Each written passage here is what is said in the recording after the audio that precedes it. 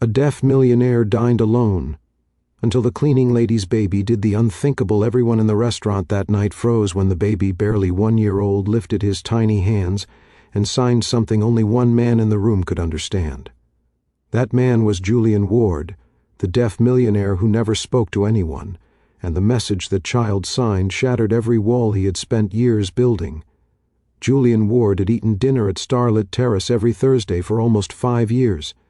He always sat at the corner table, facing the window, away from conversations he could not hear and emotions he no longer knew how to express. His silence wasn't only because he was deaf, it was because he no longer believed anyone had space in their heart for someone like him. After losing his parents in a car accident at 14, and his hearing at 17 due to a medical complication, Julian learned early that life could take everything without warning. So he worked harder than anyone his age. He built a software company that turned him into a millionaire before he was 30. But money didn't fill the emptiness. Success didn't erase loneliness. And silence, the only world he knew, felt heavier every day. The restaurant staff respected him. They communicated with notes or simple gestures. He appreciated it, though he remained distant, almost cold. People, he believed, always left. Silence was safer. On a regular Thursday evening he arrived, suit sharp, expression unreadable, emotions hidden. But the routine he lived by was about to break gently, unexpectedly, beautifully. Across the room, a young woman hurriedly wiped tables with one hand, while holding a small baby boy on her hip. Her name was Amelia Clark, the newest cleaning staff member, struggling to balance motherhood and survival after being abandoned by her child's father. The baby Oliver was curious, wide-eyed, and strangely calm for a child his age. Julian noticed them only because Oliver would not stop staring at him. At first, Julian ignored it. People often stared at him, either fascinated by his quietness or intimidated by his status. But babies didn't stare out of judgment. They stared out of wonder. When Julian finally lifted his eyes from his plate, Oliver squealed happily, waving his arms. Julian blinked, confused. Babies didn't usually smile at him. He offered a small, polite nod, nothing more. But then Oliver did it. The baby slowly, clearly, purposefully lifted a tiny hand and signed friend. Julian's fork fell from his hand. He stared, stunned, heart pounding. No one, absolutely no one, had signed that word to him in years, and never had he seen a baby attempt sign language so cleanly. He looked around. No one else had noticed. Amelia rushed over, cheeks red with embarrassment. She mouthed, "I'm so sorry," bouncing Oliver gently. She thought her baby was disturbing a customer. She had no idea her child had just cracked open a man's silent world. Julian tapped the table to get her attention. When she turned, he typed quickly on his phone and held it out. "Did your son just sign at me?"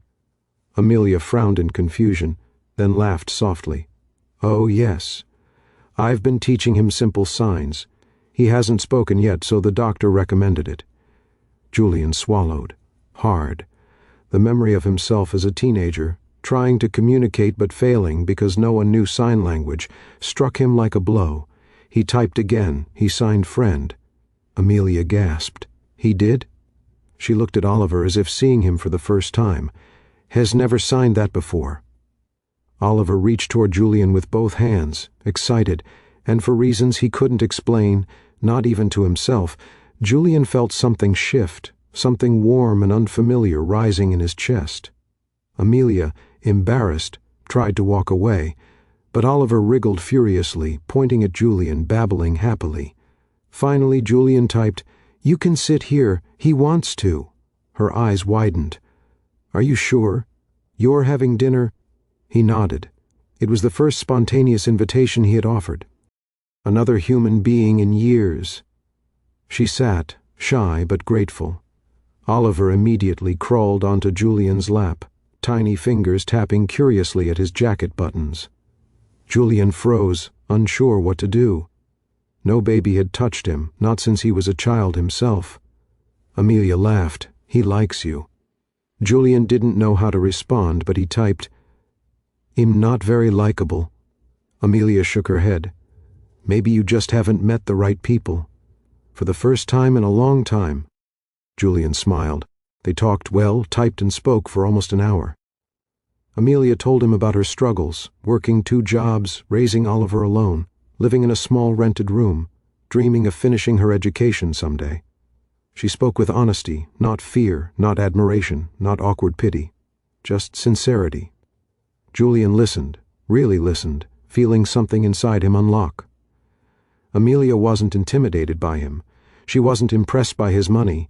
She simply saw him the person, not the millionaire. When Oliver grew sleepy, he curled against Julian's chest. Amelia reached to take him, but the baby held tighter onto Julian's shirt. Julian's breath caught. He felt warmth, small, fragile, trusting, resting against his heart. And suddenly the silence he lived in for so long didn't feel cold anymore. When the restaurant closed, Amelia apologized again. "I'm so sorry we bothered you." He shook his head, then typed, "You didn't bother me. You changed my whole night." She smiled, tired but glowing. "Thank you for being kind to him." As she turned to leave, Oliver looked back and signed one more word, "Stay." Julian's throat tightened painfully. He signed back slowly, "Another day." Oliver giggled, satisfied. Over the following weeks, their Thursday evenings became a quiet tradition. Amelia's breaks aligned with Julian's dinner. Oliver always reached for him. Julian learned to hold him, to make him laugh, to sign little words that thrilled the child. Amelia opened up more each day, trusting him, listening to him, caring in a way he never expected from anyone. And Julian, who once believed no one had room for him, found himself waiting for Thursdays with an eagerness he didn't understand. But the world notices when a lonely man begins to smile again. One night, Amelia came in late with tears in her eyes. Oliver wasn't with her. Julian felt panic stab through him. He typed quickly, "Where is he?" Her voice trembled. "I couldn't afford the babysitter anymore. She said if I don't pay today, she'll stop watching him. I don't know what to do." Julian didn't think he acted. He typed, "Let me help." She shook her head. "I can't take your money. I don't want you to feel responsible for us." Then Oliver's sign echoed in Julian's mind, "Friend." He typed again, "It's not responsibility. It's care." Her tears fell freely. The walls she held so tightly cracked the way his once had. "You're the first person who has said that to me," she whispered. Julian stood. Slowly, gently, he signed, "You're not alone." Amelia covered her mouth, sobbing softly, but it was the kind of cry that came from finally being seen, finally being helped, finally being understood. That night, Julian arranged childcare, financial support, and transportation for Amelia, without making her feel small. He didn't flaunt his wealth. He simply used his resources to give her the peace she deserved. And for the first time in years, Julian felt peace too. Months passed. Their bond deepened, not rushed, not needy, but real. Oliver grew from a baby who signed accidentally to a toddler who signed fluently, thanks to Julian's gentle teaching. Amelia finished a course she had long abandoned. Julian opened his life slowly, bravely to 2 people who brought color back into his world. And one quiet Thursday evening, at the same corner table where it all began, Julian felt a tiny hand tap his shoulder. Oliver looked up at him and signed clearly, confidently, "Family." Julian's heart broke and healed. In the same breath, he looked at Amelia. She was already crying softly, smiling in a way he had never seen from her. Before, full of hope, trust, and love. Julian leaned down and signed back to Oliver, "Yes, family." Because sometimes the most extraordinary miracles begin with a tiny hand signing one simple word, "friend." And sometimes the people we never expect become the people we can't live without.